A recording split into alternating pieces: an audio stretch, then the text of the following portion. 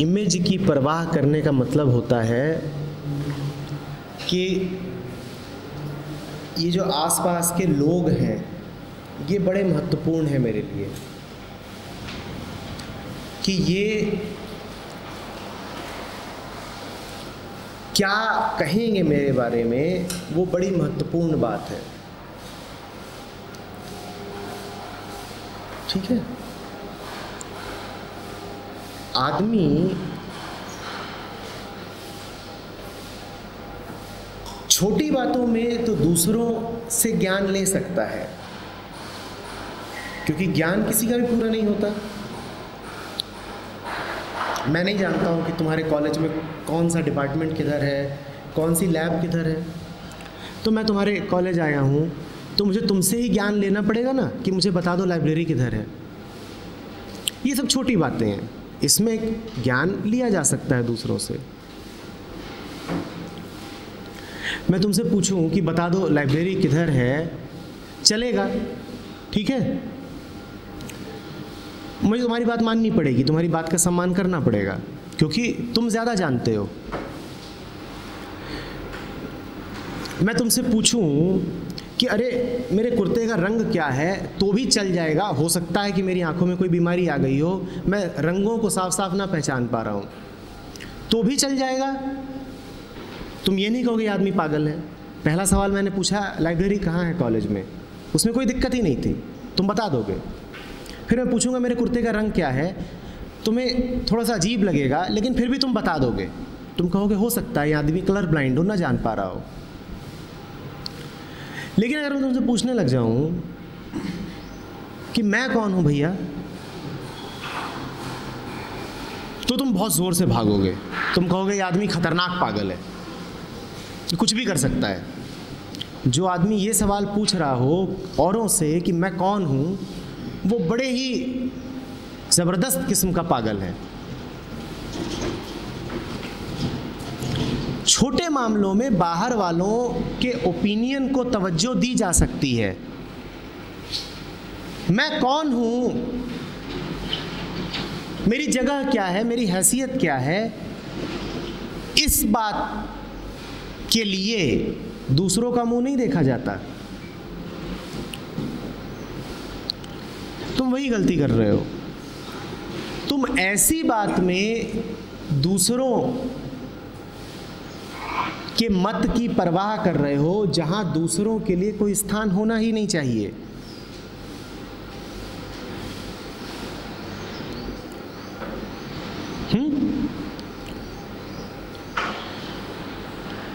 तुम्हें इस पंखे के बारे में जानना है, बेशक किसी और से पूछ लो। तुम्हें यह भी अगर पता करना है कि पंखे का कौन सा ब्रांड खरीदूं, बेशक किसी स्पेशलिस्ट से पूछ लो, कोई दिक्कत नहीं है।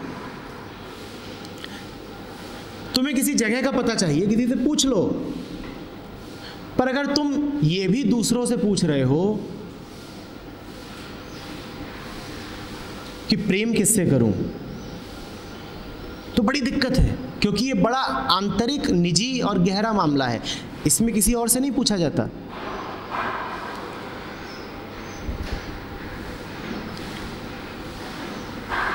तुम कह रहे हो कि मैं खड़ा होता हूं बोलने के लिए, तो मुझे इस बात का बड़ा ख्याल रहता है, बड़ी सतर्कता रहती है कि दूसरे मेरे बारे में क्या सोचेंगे, क्या बोलेंगे। तुम कहाँ खड़े होना चाहते हो दूसरों से पूछ लो, कोई दिक्कत नहीं है।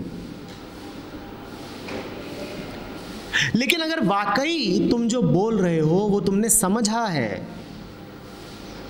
तो अब तुम्हें इस बात की जरा भी परवाह नहीं करनी चाहिए कि दूसरे तुम्हें ताली दे रहे हैं कि गाली दे रहे हैं। बिल्कुल भी नहीं। अगर वाकई समझ के बोल रहे हो। लेकिन चूंकि हम समझ के नहीं बोल रहे होते हैं, इसीलिए हम डरे होते हैं। इसीलिए हम लगातार ऐसे सतर्क हो करके, डर करके झांक रहे होते हैं कि उसको मेरी बात पसंद आ रही है, उसको मेरी बात ठीक लग रही है कि नहीं लग रही है, कहीं इनकी नज़रों में मेरी छवि तो नहीं गिर जाएगी। पहली बात, मुझे पता होना चाहिए कि मैं क्या कह रहा हूँ, उस बात में कितना दम है ये मेरी चेतना निर्धारित करेगी, है ना। और अगर मैंने अभी तक समझा नहीं है तो फिर मुझे बोलने का हक भी नहीं है। मेरे लिए बेहतर ये है कि मैं कह दूं कि अभी ये टॉपिक मुझे समझ में ही नहीं आया, मुझे थोड़ा समय चाहिए, समझूंगा तब बोलूंगा। दूसरी बात, उनकी नजरों में मेरी क्या छवि है, इससे मुझे क्या अंतर पड़ना है। मैं कौन हूं ये मुझे जानना है ना। याद है ना मैंने क्या कहा था अभी, कि अगर तुम किसी से जाके पूछते हो मैं कौन हूं, तो उसे तुरंत भाग जाना चाहिए कि बड़ा खतरनाक पागल है। तो तुम कौन हो, तुम कैसे हो, तुम्हारा क्या वजूद, क्या हस्ती है, इस चीज़ के तुम दूसरों से पूछने क्यों जाते हो। कि दूसरे अगर कह दें, क्या नाम था, एकांश, कि दूसरे अगर कह दें कि एकांश तू बड़ा होशियार, बड़ा बुद्धिमान, तो एकांश ने कहा वाह मुझसे ज़्यादा होशियार कोई हो नहीं सकता। और दूसरों ने कह दिया कि एकांश तू पगला और बेवकूफ़, तो एकांश ने कहा कि ना ना ना, ये तो मैं गिर गया, मैं बचा ही नहीं।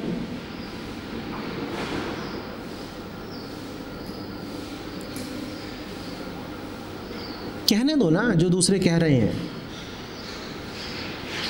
तुम्हें फर्क नहीं पड़ेगा अगर तुम्हारे भीतर एक आश्वस्ति है अपनी आंतरिक। देखो हमें छोटी बातों में भी जब कुछ ठीक ठीक पता होता है तो हम परवाह नहीं करते कोई हमें क्या कह रहा है। अब तुम एकांश हो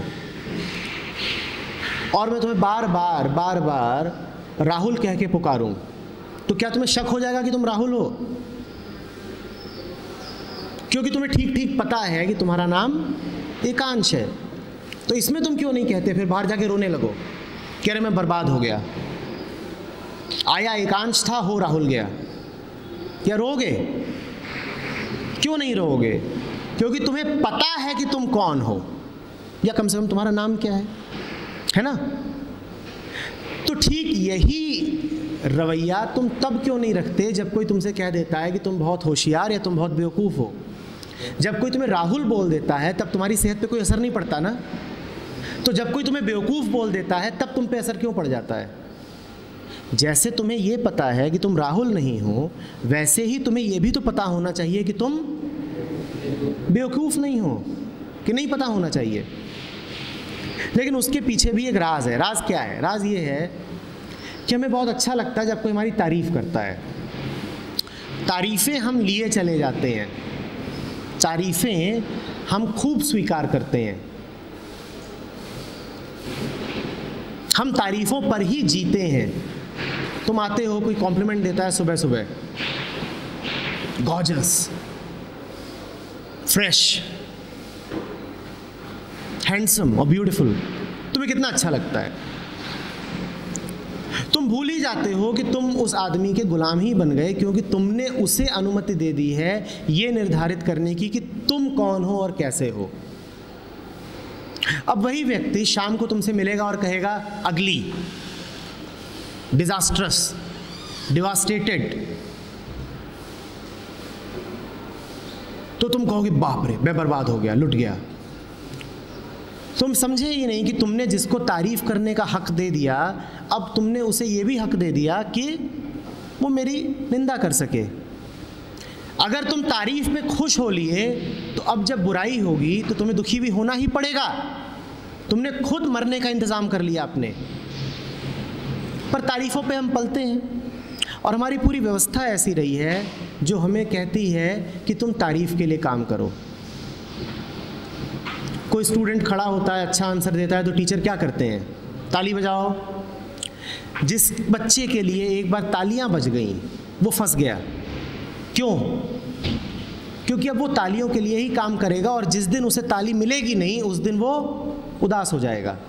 बात सीधी है कि नहीं है? वो दूसरों का गुलाम हो गया। अब वो कुछ बोलेगा तो इस बात का ख्याल रखेगा कि तालियां मिलनी चाहिए। होगा कि नहीं होगा?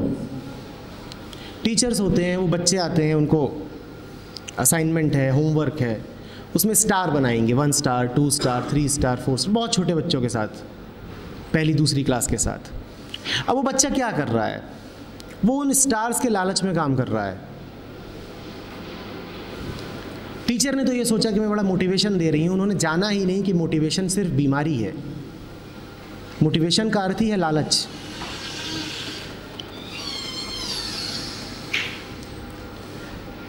तमाम तरीके से हमारे आसपास का माहौल, ये पूरा समाज हमें इमेज कॉन्शियस होना ही तो सिखा रहा है। किसी को कोई मेडल, तमगा, पदवी मिल जाती है, ये क्या किया जा रहा है? सबके सामने उसे सम्मानित किया जा रहा है। आप आइए, ऊपर पोडियम पे चढ़िए, आपके गले में फूलों का हार डाला जाएगा, अब आप ये हो गए, वो हो गए, पद्मश्री हो गए।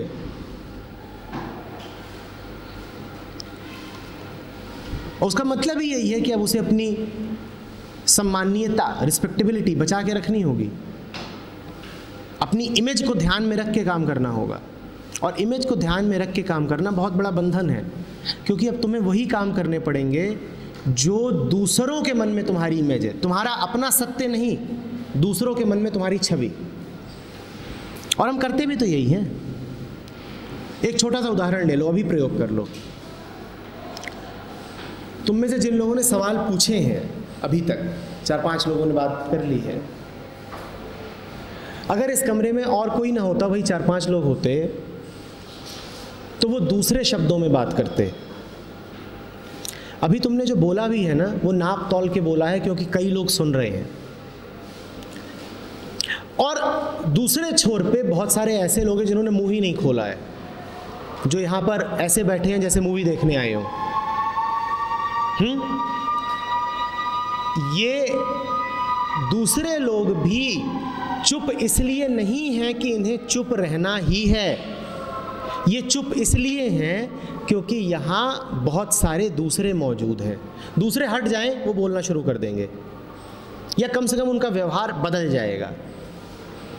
हम जो कुछ भी करते हैं वो दूसरों की मौजूदगी को देख करके करते हैं, और ये बहुत गहरी गुलामी है कि तुम एक एक कदम ऐसे रख रहे हो कि आसपास देख देख के कि लोग क्या कहेंगे, और तुम्हें अभी ये पता भी नहीं होगा।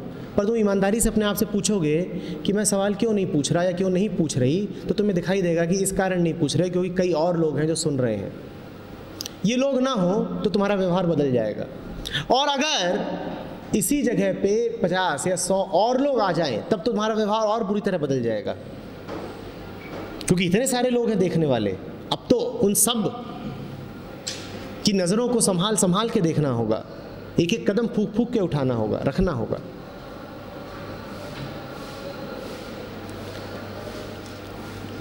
ये बचपन से ही हमें सिखाया गया है और अब हमारी आदत बन गया है। इससे मुक्त होने का उपाय बहुत सीधा है। कभी भूलना मत कि तुम अपने आप में पूरे हो। छोटे मामलों में मदद ली जा सकती है, पर जहाँ कहीं भी ये प्रश्न आए, मैं कौन हूँ, मैं कैसा हूँ, न किसी से पूछने की ज़रूरत है, न इसके कोई 2 उत्तर होते हैं। तुम बढ़िया हो, भले चंगे हो और मस्त हो। तुम अच्छे तरीके से प्रेजेंटेशन दो तो भी तुम बहुत अच्छे हो, और तुम गड़बड़ कर दो तो भी तुम बहुत अच्छे हो। तुम हर हालत में बहुत अच्छे हो। तुम किसी दौड़ में शामिल हो, तुम जीत गए, तुम तो भी अच्छे हो, और तुम 100 बार हार गए तो भी तुम अच्छे ही हो। तुम्हें ख्याल करने की ज़रूरत ही नहीं कि दूसरे क्या कर रहे हैं, मुझे तालियां मिल रही हैं कि नहीं, मेरे गले में मेडल पड़ रहा है कि नहीं पड़ रहा है। पड़ गया तो भी तुम अच्छे हो, नहीं पड़ा तो भी अच्छे हो। बिल्कुल ना सोचो कि खड़ा हूं तो ये सब क्या कर रहे हैं, क्या नहीं कर रहे। अपना ख्याल रखो ना। बस ये पूछो कि मैं जो बोल रहा हूं वो ईमानदारी से बोल रहा हूं कि नहीं बोल रहा हूं।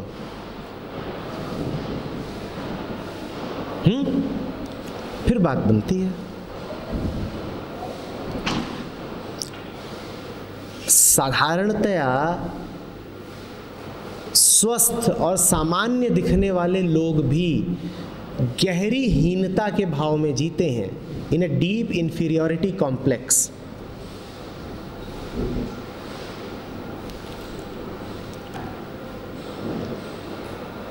If you ask a researcher in psychology, he will verify this fact.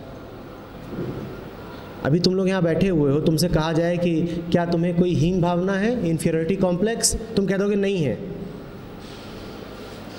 पर थोड़ा तुम्हारे मन का विश्लेषण किया जाए अभी, तो निकल के आएगा कि तुम गहरे हीनता के भाव में जी रहे हो, जिसकी कोई ज़रूरत नहीं है, व्यर्थ है, क्योंकि हीन तुम हो नहीं, तुम मस्त हो, भरपूर हो। लेकिन अकारण ही